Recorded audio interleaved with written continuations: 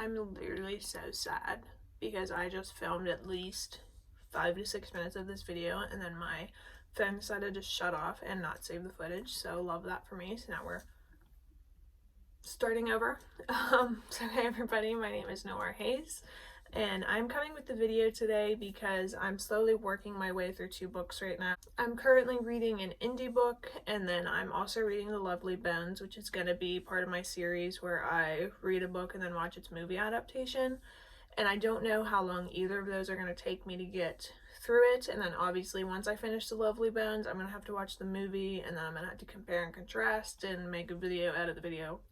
You know the drill. So I'm not sure how long that's going to take, and I didn't want to leave you guys hanging with one little 2-minute video for the rest of the month. So I decided to come up with a little video and where I'm going to talk about things I wish I knew before I self-published. And I'm going to start this off by saying I published 2 books last year, Razor Blades and Within Cessation, and I was self-published both through Amazon.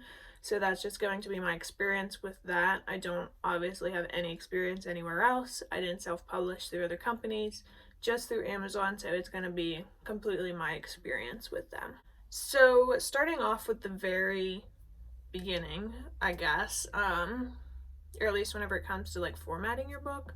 So I'll start with the cover, and one of the biggest things I can suggest is to just, if you're going to have somebody make your cover, if you're going to make your cover yourself, just do the front cover, and then you put it into the little like Amazon cover creator thing, and then just have them make the spine and the back and make your life so much easier, because I had a very lovely gentleman do my Razor Blades cover for me, and it was both of our first times doing it. So it was my first time publishing a book, and it was his first time creating a cover for a book. And he did my cover, my spine, and my back. And then I found as we went into the cover creator thing, it was very hard to scale the sizing down to like perfect. And like if I were to edit something, it would change the dimensions, and it was just a lot.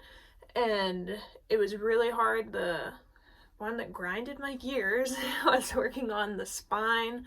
We could not get the spine right to save our lives. It took a lot of frustrated tears. It took lots of emails back and forth, and we got there. And then for my second book, Within Cessation, I just made my own cover, and I just made the front, and then I went into Amazon and they put together the spine and the back for me. I found that that works a lot easier. Staying on the same cycle, I guess, or the same train of thought as a cover, if you're making your own or if you're having somebody make one for you, I suggest that you do a border color, a spine color, and the back color being all the same. And I'm going to show you why I suggest that looking at my books, because Amazon, each book is like sort of printed on demand, so each book winds up different. So as you can see in this version of Razor Blades, there is that weird little like black border there that you can tell like where the cover ends, and just the wee little bit on the top there. And then on this one, obviously that black line's a lot thicker. It's not so much on the top. But then if you look at this one, there's no black borders, and it looks the way that it's supposed to. So the black borders were very frustrating but very hard to work around. So Within Cessation, I kept it all black. So even if it were to like cut off, or if there was a border, you can't tell, obviously, because it's all the same all the way around, which I think helped a lot.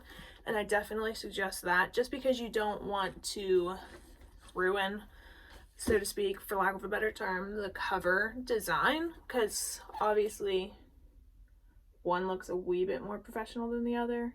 Like this is a very beautiful cover, and then this is sort of, I don't know, maybe I'm a little too nitpicky with my covers, but yeah. So that's something else I would suggest, is try to keep all the colors the same, so that way if there's any bleeding or weird cropping, it'll be picked up on and it'll be good to go and you don't have to worry about it. So another really big thing that I'm going to suggest, and that I wish I knew before publishing Razor Blades, was to never say my book's going to be released on, mine was supposed to be April 20th, never say that, because with Amazon you have to, if you're uploading both the Kindle and the paperback, both have to go under review and both have to be sort of different files. So that being said, I've found between the two books that I've published, the Kindle edition uploads pretty much same day, it's up and ready to go. Paperback is a completely different story, and the review process is a bit grueling. It takes a rather long time for whatever reason, and then it's very annoying in it that, like I had mentioned previously, razor blades, we had continual issues. It kept booting me out, telling me to fix the spine, telling me to fix like certain borders, and it doesn't tell you that like right whenever it runs into the issue. It'll go several hours of reviewing the book, and then you'll get kicked out and told that it's not correct and you have to fix it. So I told everybody razor blades would be out April 20th. With this in mind, I tried to upload a little bit early in hopes that I could get a copy of it myself, like an author's copy or just like a prime copy, not tell anybody that it was out and just make sure everything looked okay. Unfortunately, that did not happen. My Kindle edition was up, like I said, pretty much same day that I submitted it for review. It was up that night. I think it was like the 14th of April or something. If you look on my little Amazon thing, it'll tell you when it was officially published. Paperback, again, was a very different story. Took so many revisions, took so many like moments of fixing. And then with the review, I wound up, I think I got it up April 19th or the 20th, I'm not sure. I'm so glad I did not wait until the night before to try to figure it out. And then within Cessation, it was sort of the same deal. I do want to say the paperback uploaded a lot quicker, just mainly because I didn't have to struggle with the spine in the back. It was all just like there and ready to go. But I learned my lesson from razor blades, where I didn't even announce a specific day that it came out. I don't even remember what day it came out. It was just sort of like whenever it was up, I promoted it, said like it's here. So I suggest not setting public dates. So don't say razor blades will be out April 20th, because Amazon could get it up April 14th or it could get it up April 21st. It's just so finicky and there's no science to it, which is kind of frustrating, but definitely just keep that in mind. So whenever it came to Within Cessation, I said that it'll be out in October. So that gave me the entire window to figure it all out and do everything. So yeah, that's the other piece of advice that I have for you. So the biggest struggle for me both times, so Within Cessation and razor blades, has been formatting. I am in no way, shape, or form a formatter for any books, and it's kind of hard as an independent author to format a book. Maybe I'm just sort of illiterate in that sort of thing, but I wasn't very happy with how razor blades wound up looking in terms of layout, spacing, font, and everything like that. It definitely doesn't look like a traditional book. So I did use the like Kindle Create, and maybe that's my bad. Maybe just using Kindle Create makes it look okay on a Kindle and not so much paperback. But I make it sort of work. But I definitely suggest really taking time to make sure you figure out your formatting, and Amazon makes it very easy to like walk through it, and Kindle Create is very blatant. Like they give you basically layouts for everything, like your prologue, your dedications, your copyright, everything's just there, and you type in like your information or load in your like document. I did try to use different apps for Within Cessation, and then those didn't load right. So I definitely suggest, if you don't want to deal with that hassle, to find somebody that'll format it with you. My one writer friend is able to do all of her formatting like on Microsoft Word pretty much. I don't know how she does it because her books look amazing. My books, on the other hand, the layout's questionable. But if you're somebody that's sort of like me, and that layouts and things like that don't necessarily like bother me, like it's not going to make or break a book for me, it's just sort of, it's a little perfectionist in me. being able to like look at my books and then look at more traditionally published books and just seeing where my layout's a little lackluster. But with that, I do suggest, if you're not gonna sort of worry about that, if you hear, yes, my dog is barking. So like one of my reviews on Razor Blade says, blanking of course on the exact wording, but said that it is unpolished, but it almost fits the type of story it is. I was like staring down my razor blades as I said that. So if that's not something you're super worried about, it's just something to sort of keep in the back of your head, and I sort of hope that as I continue to self-publish, I sort of figure it out as I go along. Like I said, Razor Blade is not completely perfect. It's definitely not like this perfectly formatted book, and I do feel like Within Cessation got a little better. Within Cessation was an interesting one because it was a book within a book, and I had to try to make the inside book look different font-wise and layout-wise than the actual book.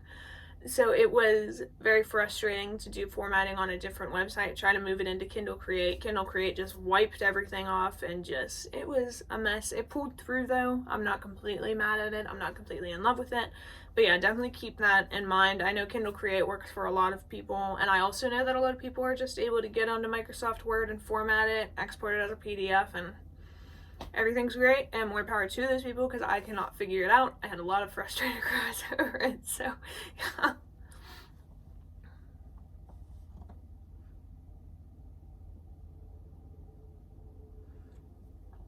So another thing that I sort of wish that I knew was to look at books, like actual books that you like own yourself, and to sort of find a book that you like and more measure its dimensions and to get a correct measure of it. Because I remember I finally got my author's copies for Razor Blades, and I looked at it and I was like, oh, this is not what I anticipated the book to look like, just because I went on Amazon and they said like most books are sized this way. So I was like, oh, okay, perfect. I had a normal book in my mind, and so then it came in and I was like, ooh. So I made sure for Within Cessation to look at a book that I liked the size of and to compare it and measure it. So that's something that I suggest you do. As you can tell, like Within Cessation looks like a normal book, obviously. Like it's there, it's beautiful. And then Razor Blades in comparison, as you can see, it's bigger, although Razor Blades is only 159 pages, so of course it's not going to be as thick. It is over 50,000 words, but it is more of like a shorter story novelette, if you will.